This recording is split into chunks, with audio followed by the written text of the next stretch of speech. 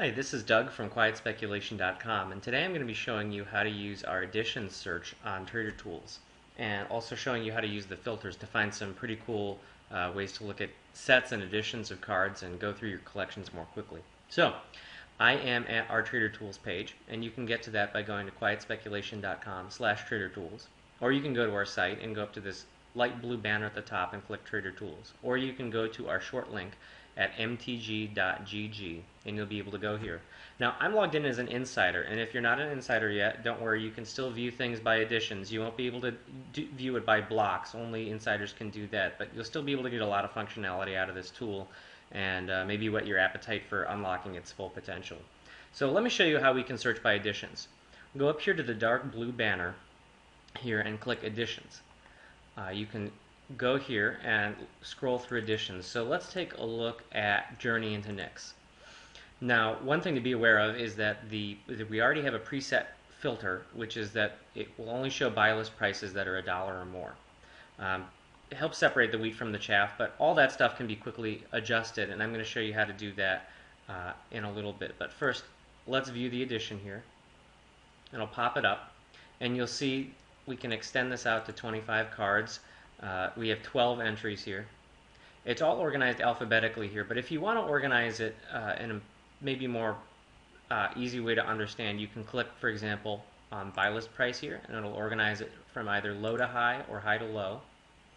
You can also sort it by its spread by clicking that, and we can see that the best card you're going to get here is a Johnny. It has the best buy list price on it.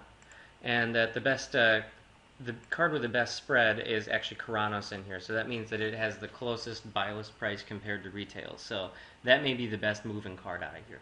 Another cool thing is that you can click from the tab, here we're in spreadsheet mode, you can click to image mode right here. And I think this is really cool. I'm a visual learner, and I think that when you see something, you get a much more complete idea in your mind of remembering what cards are worth money, for example, or what cards you should look for, or maybe look up in price. And it's helpful when you're going through binders or when you're looking at your own collection, but you can see here all the cards just by pictures. A whole lot of gold stuff, obviously. And you can get a cool idea of what the rares are. So I'm also going to show you how to search by block, and we think that this is a really cool tool that helps, especially when you're looking through boxes of commons or uncommons. Like, let's say you're sorting through a big block of old draft stuff you have, or maybe you got a collection, or maybe you want to find some hidden gems in a store's bulk box. So let's look at this. I'll show you how to do this. So I'm going to click on Return to Ravnica here, and we're going to try and look at this whole block, and then I'm going to hold down the Control key as I click on Gatecrash and I click on Dragon's Maze. And now we're going to put some more filters on it. I'm going to change the buy list price minimum from $1 to 10 cents because I think that's worth pulling out. Maybe you want 15 cents instead. I'm going to go over here to the rarity filters, and I'm going to click Uncommon and Common, and then I'm going to click View Edition.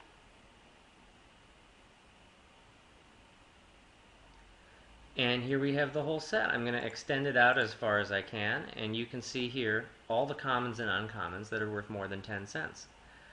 We can also organize by the lowest and the highest buy list price. So here Boros Charm we can see is the most expensive, and then there's a whole bunch of stuff at 10 cents here.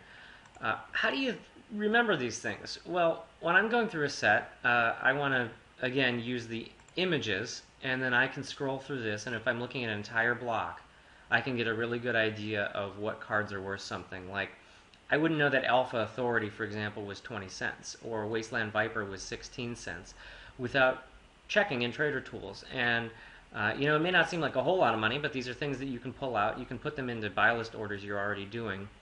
And some of these cards can be worth quite a bit of money to pull out. So I look through here, I make kind of a visual inventory of what's going on, and it makes going through blocks and sets so much easier. If you checked out our Academy article on how to sort cards, we advocate just sorting by block, because with this tool you can put the cards into a 1,000 count box, and then if you want to go look for something or look for money, you just load up the filter, and then you can look through all this and find the bargain cards And what I do when I do that also is if I've gone through a full block of Ravnica, for example, and I've looked for all the skull cracks I can find or all the Simic charms, I just write on the outside of the box that I've already picked it through that. If it's my own box, I wouldn't do that at a store, for example. And then finally, I want to show you how you can use Trader Tools to save time. One thing that Kelly and I noticed while going through this is that some sets are just really not worth going through for money. So I'm going to scroll down here, and this is all organized by chronological time when it came out. But we're going to go down here and we're going to look for Plane Shift. And we're going to use the same filter, 10 cents or more, commons or uncommons. So we're going to ask ourselves, is Plane Shift worth picking? Well, it turns out that there's not really a whole lot in Plane Shift that's even worth pulling. The only card in here that I think I would bother looking for is a Terminate. Everything else we can see is just 10 cents or less. So if you're looking at a box of Plane Shift and you're hoping to find gems, you can save a lot of time by just knowing that unless you see a Terminate, just don't even bother. Trader Tools saves time. It helps you find the most money in boxes. It helps you sell cards, commons and uncommons, by the way, and buy list them for real money that you can use to get more cards. You can transform it into credit and get even more if you just want to do a swap like that. And since we aggregate a bunch of buy lists together, it makes it a lot easier to find the good prices, and I think it actually makes it worth your time to go through and look for these 10 cent, 20 cent, 30 cent cards. Whereas if you were just going by one store's buy list, it probably wouldn't be worth your time to bounce in between 5 or 6 of them. So that's how one of our functions that we can do. I really like the edition search out of just morbid curiosity. I like looking up what's worth money in older sets, and sometimes you find pretty fascinating old commons and uncommons to pull out. And also you'll find that in newer sets. So give the editions a try and search by block, search by set, and definitely use the filters, the price filters, the rarity filters, and I think you'll be able to find some real gems, and give the image search a try also. If you want to learn more about how to do this, you can check out our YouTube channel, which is youtube.com/quietspeculation. You can also click on the YouTube little play button up here at the top. You can find other articles about how to use Trader Tools and how to get the most out of Magic Finance. They're all free. They're at quietspeculation.com/academy. Think of Tolarian Academy. That's the angle we're going for here, broken and blue. And check out the other videos and let us know what you think. Thanks.